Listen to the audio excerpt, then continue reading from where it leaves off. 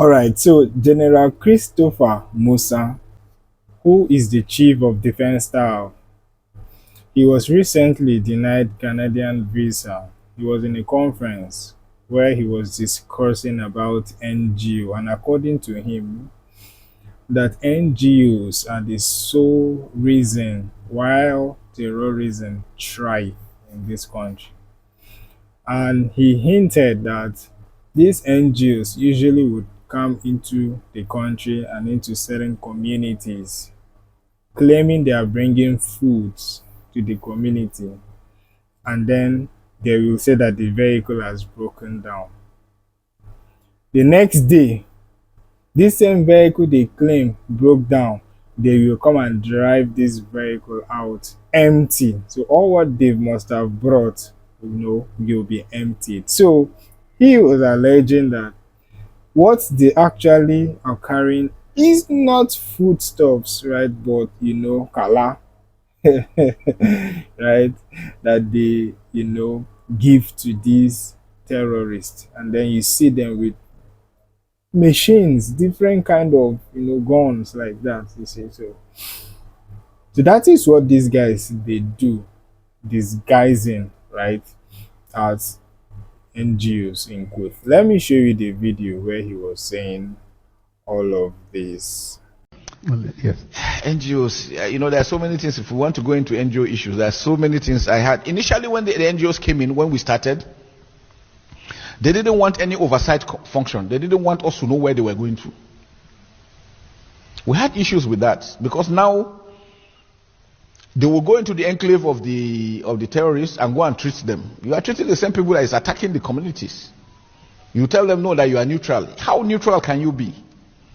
We've had situations where allegations of arms, them conveying arms to us just to make sure that the war continues.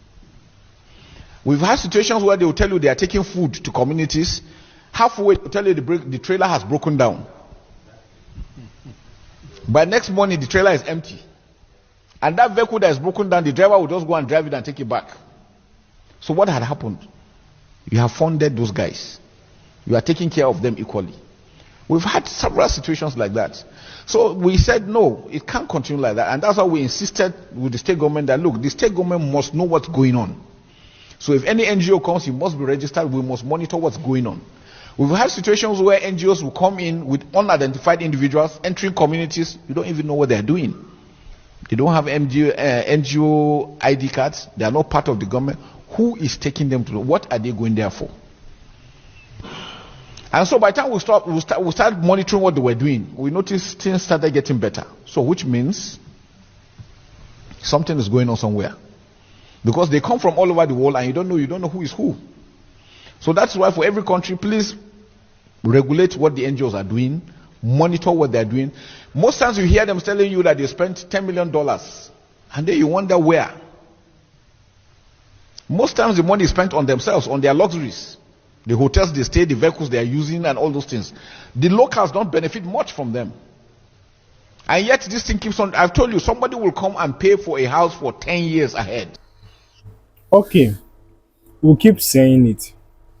If not for corruption, that has eaten deep into the fabrics out of this country, tell me, what do you need NGO for? Why do you even need it? Right? Why do you need it?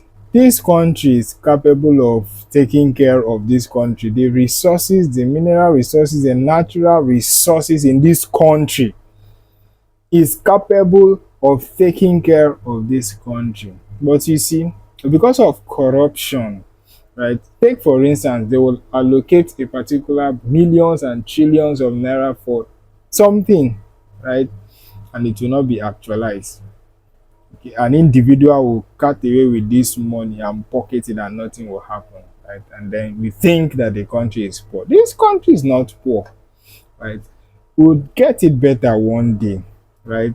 I don't know how that's going to be possible, but we'll get it better. All what we need is just good leadership. Once we can get it, forget about it. Every other thing will be history.